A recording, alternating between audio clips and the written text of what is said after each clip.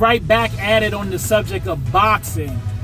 I've already talked about Orlando Usyk and how he's one of the top 3 pound-for-pound boxers in the world. I want to get into Terence Crawford. And it's important to talk about Terence Crawford for one reason and one reason only. Crawford versus Canelo. It's coming up September. Make sure y'all are ready, focused. It's going to be a serious fight, September 16th. Who's going to win this fight? I'm going to do one more video after this on this fight. I just want to make sure everybody's up to date. This is going to be one of the greatest fights in my lifetime, to be honest. I know the last time there was a real big fight that I mentioned was Crawford versus Spence.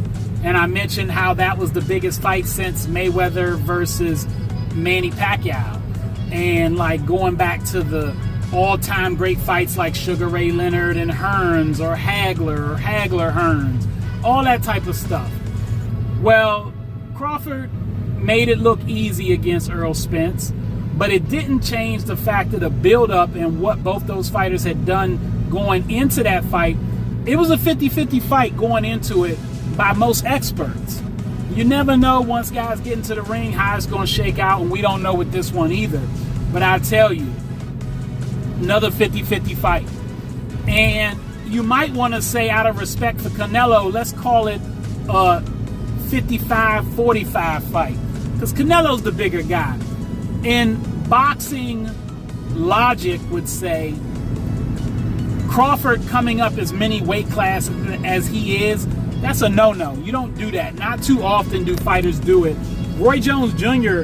climbed up all the way to heavyweight, and that was spectacular, but he did it gradually. And then he did make a jump a few weight classes, but he still, that was a unique situation, and he didn't go to heavyweight to fight the best in the business. Crawford is going up several weight classes to fight Canelo Alvarez. For those that don't know, Canelo Alvarez is the fighter that's currently boxing that has the best resume in boxing. What do I mean by that? Nobody else that's boxing in any weight class has fought for as long against the amount of competition that Canelo's fought.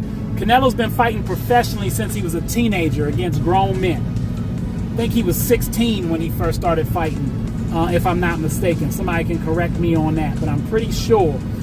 He's been fighting for close to 20 years, and he's fought at 147, 155, 160, 168, 175. He's fought great fighters at all these weight classes, and he's proven. He only has a couple losses on his record to quality opponents, Mayweather and Bivol, and he's the type of fighter, when he comes in to box you, he's looking to take your head off. So he's not just bigger than Crawford, but his style is such, he's looking to knock you out. Now, he's not reckless with it, where that's going to be a mark against him against a great fighter like Crawford, where I'm saying, oh, he's going to come in reckless and lose the fight. No, Canelo is strategic. He'll set you up with the jab. He will walk you down, but he's known for being a counter puncher. So he will set you up and get you to make your move and counter you. And once he gets a feel for the fight and he realizes he's got you, especially if he knows he can take your power, he's going to start walking you down. And when he's walking you down, he's trying to chop you down. So he's got a chin too. That's the thing about Canelo. I have yet, somebody correct me on this, I have yet to see Canelo hit the canvas. And I have not even seen him in trouble, in my opinion. In fights I've watched him in, when he's got hitting solid, he shakes it off. And he's fought Triple G, Gennady Golovkin, Kovalev, Bivol. These guys hit hard.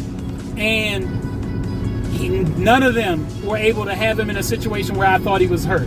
I thought he got caught good, and he showed his chin. So I don't expect Crawford to really knock him out. But does Crawford even have a chance? Now, Crawford, he's one of the best fighters I've ever seen in my lifetime. Better than Canelo pound for pound, no question about it. I'd put him in the same class as like a Floyd Mayweather, Sugar Ray Leonard, These type of guys. Not saying he's better than them. I'm saying he's their class. He's that good. He can fight with either hand as his power hand, either hand as his jab hand, lead hand. He can counter. He can walk you down. He's got power in both hands, but he's smaller. Now, one thing that helps is he does have some physical advantages, which I think made it a little easier of a fight for him to take, because he wasn't all game for this at first, but he came around to it. It's a money opportunity, obviously, but I don't think he thinks that it's not possible. He's coming in there with confidence. He's got more of a reach. He's taller than Canelo. Canelo just walks around heavier usually. Now, knocking somebody out or knocking them down does not have everything to do with just power. Keep in mind, it has to do with precision and timing. Meaning, how accurate are you with your punches, and when do you catch them? Coming in when they don't see it coming. All that matters, and Crawford's great at that. Other than his last fight, he's been knocking guys out repeatedly. So I'm not going to say it's impossible for him to be the first person in history to have Canelo in trouble.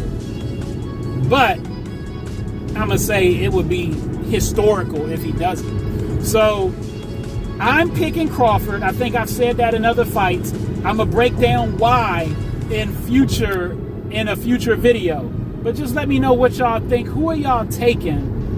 And how big, where would you rank this fight all time in terms of leading up to it? Not what you think's going to happen, but the hype of these two fighters and the level that they're at. All right, that's all the time I got. Y'all know what it is, and you know who you looking for. J Heat Sports Media. Y'all know I am coming at y'all with that fire. Always, early and often. And you can find me on YouTube, Instagram, X, and TikTok.